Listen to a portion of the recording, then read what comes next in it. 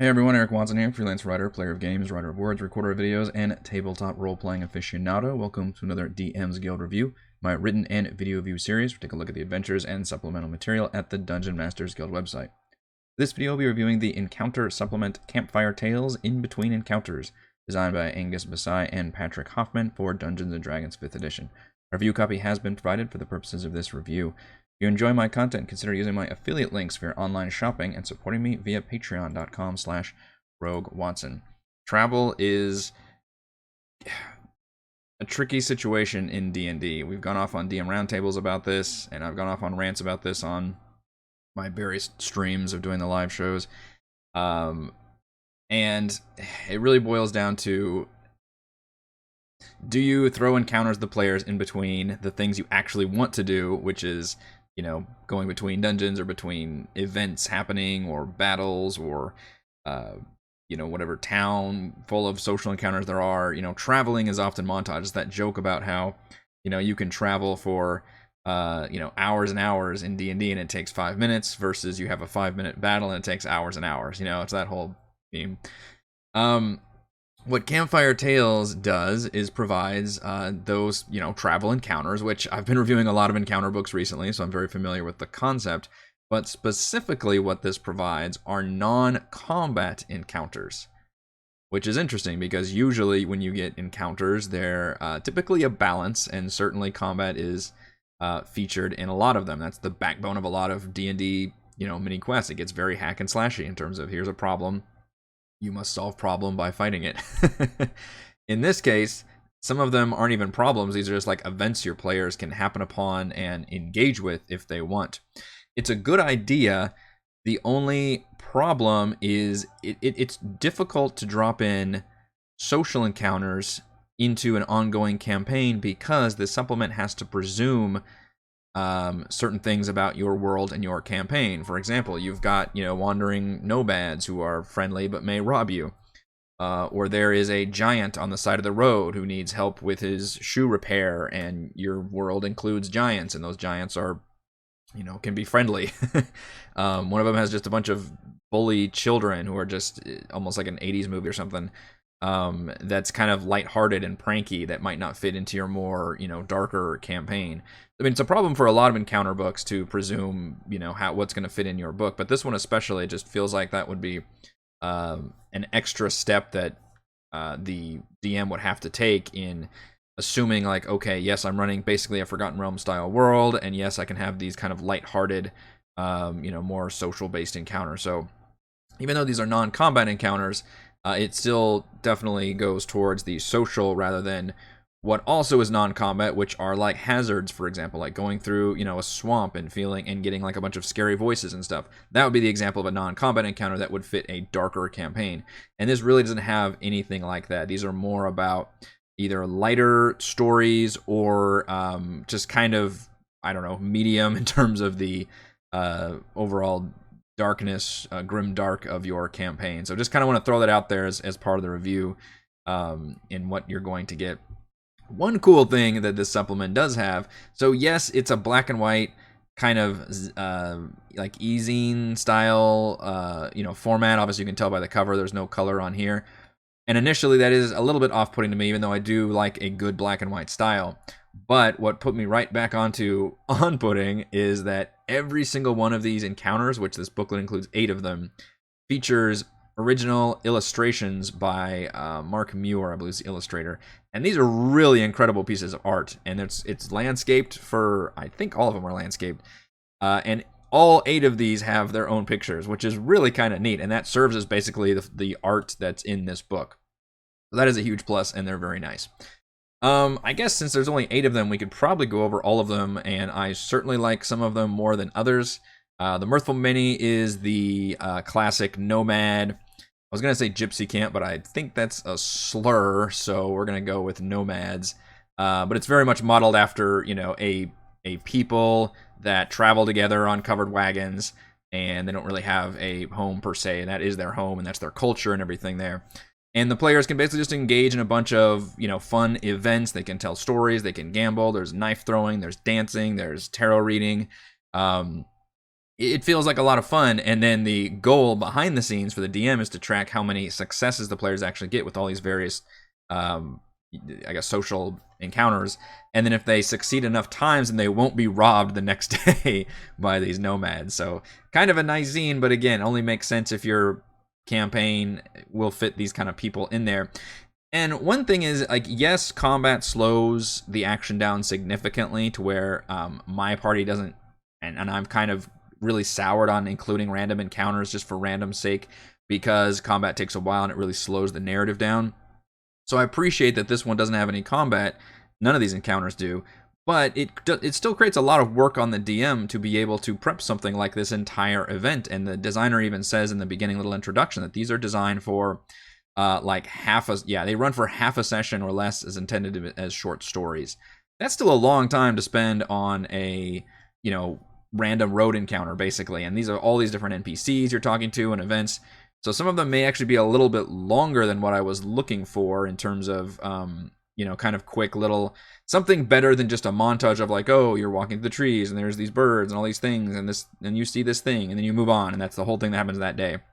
I appreciate an encounter supplement that was more than that, but this almost goes a little bit too far in that direction for a lot of these in terms of making it more of these lengthier events and then not having a very satisfying payoff at the end in terms of this payoff is just like, I think you can trade a little bit. Yeah, it's mentioned here, the services in terms of getting, buying potions and gear and stuff. That part's nice, but you're just trying to avoid getting robbed, basically. So I'm just not sure if some of these are worth the time it takes to be able to go through the motion of role playing it and slow the action down for this sequence of events. This one, again, really awesome art. There's a fire giant, which, as far as I'm aware, are usually not very talkative or friendly, but in this case, this one is. He's got a dagger. It's a classic like thorn in the lion's paw, but in this case, it's a dagger in the giant's boot, which I think is pretty fun. And the players are supposed to treat it like a social encounter and help the giant out. That's pretty much the only thing there. Rain Before Rest is really crappy. It's just a storm is coming, and you're supposed to narrate like how you're supposed to ask them questions and be like, okay, make sure you secure your tent, make sure you do this, make sure you do that, or else all these bad things happen. It's incredibly fiddly. It's exactly the kind of stuff that I hate doing in RPGs, which is a lot of bookkeeping nonsense and punitive little penalizations for the players not doing the right thing. In this case, like -1 to their damage rolls or AC if they left their stuff out in the open. Like, I'm not going to keep track of this. This is not the kind of game I want to run at all. Plus, exhaustion already exists as a mechanic. So if you want to include, hey, your players didn't properly, shelter themselves during the storm, now you have to roll con saves for exhaustion. Boom, you're done. That's it. That's all you have to do. So I straight up do not like this encounter one bit. Mushroom Extravaganza is the first one that involves a map, which is there's a bunch of mushrooms on a mountain trail. This one, it includes what the mushrooms are and what they do, which I do appreciate. Getting some interesting flora that has different events. One of them like repels you. It's like a bouncy mushroom. Another one can kind of stick you together. There's a one that gives short-term madness if you breathe it in with the spores. These are the kind of maps that we're getting, by the way, which okay, I'm glad we get maps so I can visualize, but B, these are obviously not maps I can actually use on something like a virtual tabletop because it's just, black and white graph paper with a bunch of really ugly symbols for the mushrooms themselves. But you're designed to go along this mountain trail with these bouncy mushrooms that will knock you off a cliff. 100-foot drop, by the way, is a 10d6. That's gonna be real bad for a lot of people. For, again, a random ass, like, there's mushrooms in a trail. Like, how dumb would it be to kill a player via this way? It just does not seem like worth doing. And they kind of go along and just grab all these few mushrooms along the path, and it's fine, I guess. It didn't really speak to me, especially because the last little zone you go through are the ones that just make you get sticky, and there's nothing else that happens. So it's just like, okay, well, let me it's not like you're in danger, you're not taking damage. It's kind of pointless in the end. And unfortunately, that's one problem with encounters in general with D&D is there actually a long-standing effect from this? Because if not, or there's a battle like right then and there, because we're just going to long rest and heal all this shit anyway. So you have to be really tricky about what you're going to do in terms of afflicting on the players. Although one thing is you could bounce them off a 200-foot cliff and just kill them, which I don't know about that either. Wayfarer Stone. This is a great encounter. All right, I was kind of not too fond of the earlier ones. This one is fantastic. This one is a social encounter, and it's cool because it's just the right amount of interest. There's enough information on the NPCs, and it actually has a pretty satisfying conclusion. So in this case, the players happen upon a giant, wayfarers, which reminds me of the Banner Saga. It was all about finding these giant stones that you could, use as resting locations. And their clerics arguing about how to carve this stone and bless it as a official wayfarer stone. And you can decide who you want to agree with. Do you want to agree with a Torn worshiper, or is it? I think it's between Tyr and Soon. Or you've got this one crazy cult fanatic who is into Tharizdun. You don't want to let him finish it. Or there's a archmage who's secretly a devil worshiper, and she's trying to continue this animosity between the two clerics arguing. So there's all these interesting players, and then NPCs that are playing in this scene. And then the players come along and they can decide who they want to side with and ultimately decide how this waystone is crafted. So I think that's a really cool idea. It's a great example of a social encounter. I don't think it would take too long. It's got a cool, hidden, devil worshiper there that could lead to some interesting things. And you can tell by the fact that it lasts 3 full pages here that it's got, enough content in it that it seems like it's just the right level of what I'm looking for, which is it's not too long, it doesn't wear out its welcome, but it's got enough stuff going on that makes it interesting for the players and possibly rewarding because they can get not only these kind of charm-like buffs, depending on which one they side with, but maybe even a monetary value, especially if they help the devil worshiper, because those guys pay very well. Wicked Children would be fun for maybe certain kinds of campaigns or a certain town that you're trying to paint in a certain way. But this is an example that really made me think, boy, it's hard to do these kind of encounters as drop-in encounters without making this part of your individual. This would be great if this was a campaign that had a town that had problematic children or something, that made sense in the context of the story. But here, this is just a drop-in encounter. And I think it's trickier to use in a lot of campaigns because these are a bunch of just kids that are pranking you on the road to this town. It's not even particularly fun pranks. It's just kind of cruel and stupid. You have to walk through dung, and there's this pie that's got chilies in it, and the bridge will kind of collapse a little bit. You're not really taking any damage or anything. I imagine most players would just get really pissed off and just backhand these children or yell at them. It just doesn't feel like and it doesn't really go anywhere. The children are just kind of mocking and they run off. And it even says if you try to go and tell them the adults, they'll just be kids will be kids. I don't know, it just seems kind of pointless. Maybe in the context of a larger story where that leads to something more interesting, where the town has, a bunch of problematic children, or we turn into a Children of the Corn thing or something, then it makes more sense. But as a drop-in encounter, I didn't really see this one working in any kind of context. Godstone Pond is just, you can chill at this nice location and short rest. It's painted very nicely. It's got this cool, it kind of reminds me of the Wayfarer Stone, where it's hey, this is a nice location you can rest in, it's safe. And there is one bunch of it's a certain kind of plant that if you get near it, it touches you, you just want to lay down and sleep, and you'll see that there's a skeleton down there already, so you literally lay down and sleep till you die.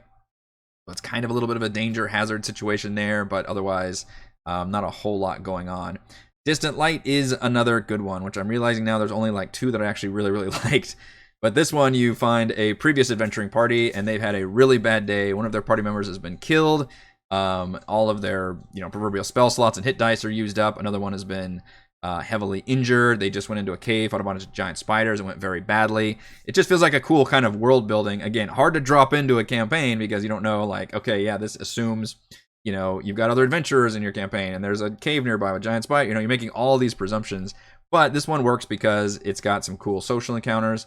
I like the idea of meeting another adventuring party that's just really down on their luck, and the party can choose to either murder them and take all their stuff, or trade with them, or help them out because they are literally trying to raise money to cast the Raise Dead spell to help their dead friend, which feels very much like a real adventuring party. So I thought that one actually worked pretty well, again, as a place you can either shop or fight or just treat as a nice social encounter for your players. That one worked pretty well. It involves a little bit more of a setup as you have to hunt through this light that you see, and it turns out it's a campfire for the adventurers in these ruins. These are all pretty simple encounters, but this is still a 40-plus page encounter booklet, and it also includes several appendices full of extra flora, fauna, magic items, and locations. So a lot of the encounters I just described might include, the mushrooms, for example, or the Wayfarer Stone. They include these things that are then spelled out in more detail during this appendices section, which is very nice to have. I think there's the flora and fauna are all very interesting. The fauna actually goes a little bit more advanced. It includes some more interesting beasts, including a giant like monarch beetle that is like this layer action boss, almost like a low level boss where it's commanding other insects and stuff. So just, when you don't want to include like this whole, sentient people or, aberration monsters, you just want like beast monsters on the road. That could be very nice. But you could also just turn these into encounters and then like, all right, maybe they're not all non-combat encounters, or they're designed as non-combat encounters that could turn into combat encounters. But I do think this is a nice section here. Magic items, again, most of these are from the actual encounters themselves, and same thing with the locations of wonder, which are all very nice to have. I think it's a huge plus to have these appendices filled with interesting things. I just wish that the encounters themselves were a little bit better, and I'm going to include that on my obviously one of my cons in terms of I just think it's hard to design more social heavy, role playing heavy encounters when you don't know the context of the campaign. These are designed again as drop-in encounters that other DMs are going to have to utilize. Let's go over my pros and cons for Campfire Tales. Pro, 8 relatively simple encounters emphasizing roleplay and exploration. I like the conceit here, which is, instead of a bunch of random encounter tables, is like the opposite of that. There's no combat whatsoever. These are all social events that the players can get into. Not all social. There's some that are hazard-based, which is like the Godstone Pond and the mushroom one, and I guess the storm is technically a hazard as well. So there are like some social and then some that are just pure hazards. But I think that's a really good conceit and a good idea for having an encounter supplement. And it says that on the tin. It's not like a surprise, like, oh, these are non-encounters. That's part of the introduction, and I believe part of what's on the DM's Guild page. Pro, each encounter features gorgeous original cover art. That is really, really sexy looking. I'm initially not a fan of this kind of plain black and white format. It reads fine. It just doesn't look very nice necessarily, even if you're assuming the kind of easing, again, that magazine format. But this artwork is so frequent and so good that it instantly made a pro for me in terms of how the art really elevates the supplement booklet.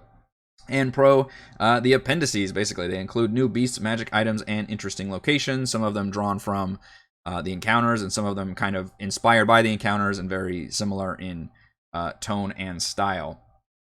Cons, the maps are just black and white graph paper. I guess it's good that we got maps in general for some of these that are more about, making it through certain sections. I wouldn't have even expected maps, honestly, when it comes to encounters. And frankly, a lot of DMs probably have random encounter maps they can utilize. But in this case, I thought that was it didn't really add it for me, and in some ways maybe even took a bit away to have these very unattractive maps for me. But the main con is that a lot of the encounters are, well, I'm not a fan of a lot of them, but social encounters in general can be difficult to drop into an existing campaign because you're presuming a lot of what the campaign's tone and style is. You've got friendly giants, you've got nomads roaming around, you've got other adventuring parties, you've got like children that are brats in front of this town.